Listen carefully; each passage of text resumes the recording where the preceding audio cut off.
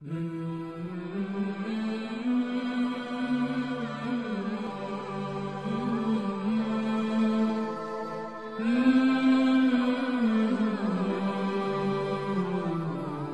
خواجہ بہاؤالدین نقشبند رحمۃ اللہ علیہ فرماتے ہیں کہ اوائل احوال میں ایک دفعہ 9 ماہ تک فیض کا دروازہ مجھ پر بند رہا۔ میں کمزور اور بے چین ہو گیا۔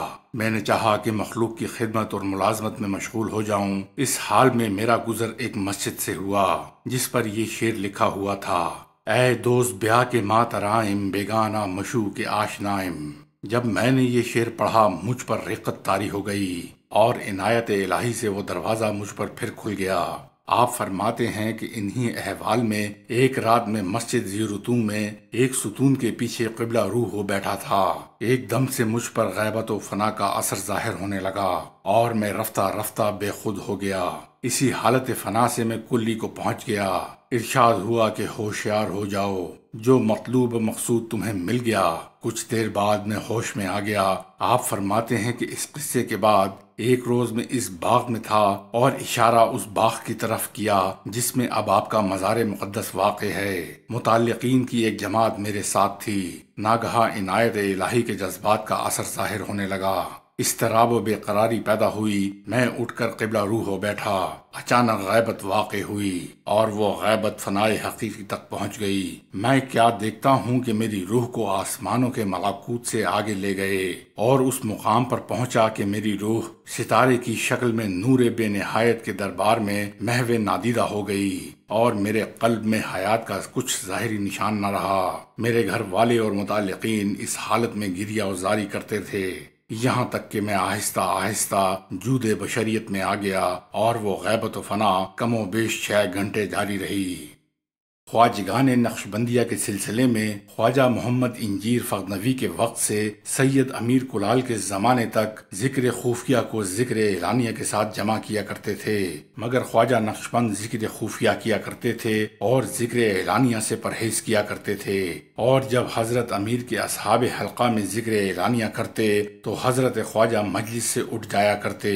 حضرت امیر کے اصحاب پر یہ امر ناگوار گزرتا، مگر حضرت خواجہ حضرت امیر کی خدمت و ملازمت میں کوئی دقیقہ فروگزاشت نہ کرتے اور ہمیشہ سر تسلیم ان کی ارادت اور مطابعت کی آستان پر رکھتے، اور حضرت بھی روز بروز حضرت خواجہ کی طرف زیادہ التفات کرتے، یہاں تک کہ ایک روز آپ کے اصحاب کی ایک جماعت نے خلوت میں آپ کی خدمت میں حضرت خواجہ کی شکایت کی۔ حضرت امیر نے اس خدمت میں کچھ جواب نہ دیا، مگر بعد ازاں ایک دن آپ کے تمام چھوٹے بڑے اصحاب جن کی تعداد 500 تھی، سوخار میں مسجد و جماعت خانہ اور دیگر مکانات کی تعمیرات کے لیے جمع تھے اور ہر ایک کے ذمہ ایک کام لگا ہوا تھا۔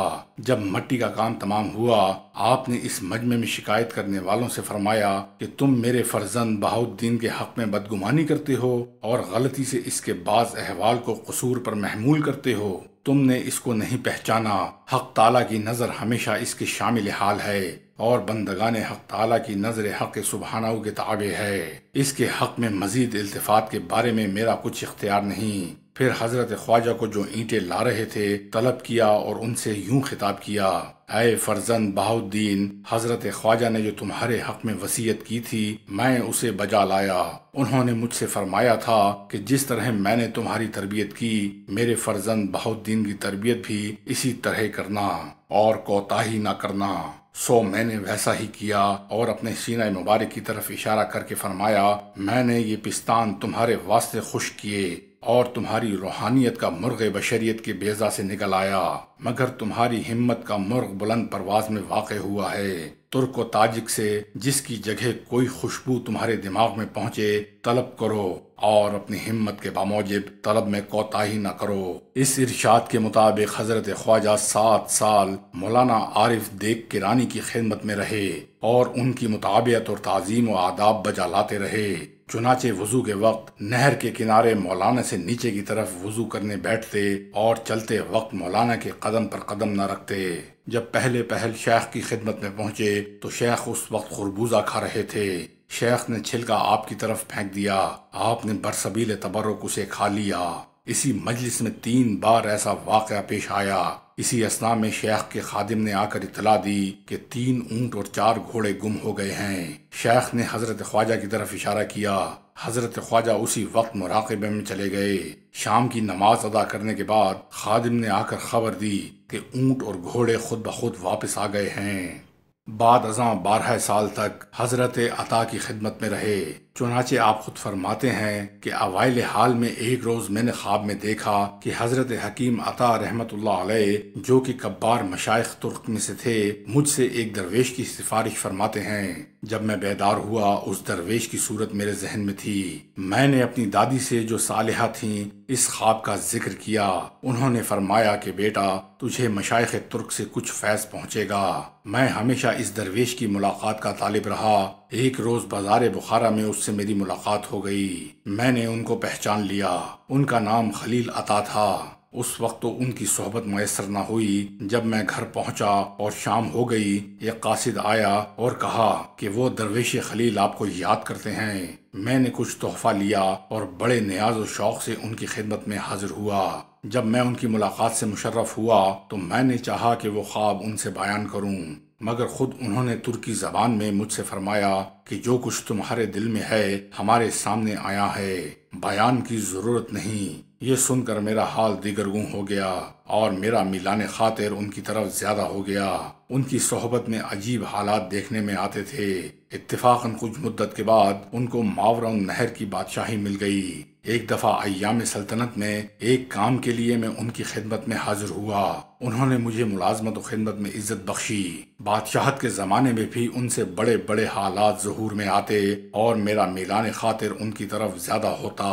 وہ مجھ پر بڑی شفقت کرتے اور کبھی مہربانی سے اور کبھی غصے سے مجھے آداب خدمت سکھاتے، جس سے مجھے بہت فائدے پہنچتے۔ میں ان کے عہد سلطنت میں 6 سال اسی طریق پر ان کی خدمت میں رہا کہ مجلس عام میں آداب سلطنت بجا لاتا اور تنہائی میں ان کا محرم خاص تھا۔ اپنے خواص بارگاہ کے سامنے آپ اکثر یوں فرمایا کرتے تھے کہ جو شخص رضائے حق تعالیٰ کے لیے میری خدمت کرے گا وہ خلق میں بزرگ ہو جائے گا۔ مجھے معلوم تھا کہ آپ کا مقصود کون اور کیا ہے۔ اس سے آپ کا اشارہ اس امر کی طرف تھا کہ بادشاہوں کا اعزاز و اکرام ان کی ظاہری عظمت کی وجہ سے نہیں کرنا چاہیے، بلکہ اس واسطے کرنی چاہیے کہ خدا تعالیٰ نے ان کو اپنی جلال و بزرگی کا مظہر بنایا ہے۔ اس مدت کے بعد جب ان کی سلطنت کو زوال آیا تو ایک دم میں وہ خدم و حشم و ملک اڑتی خاک ہو گئے۔ یہ دیکھ کر دنیا کا تمام کام میرے دل پر سرد ہو گیا۔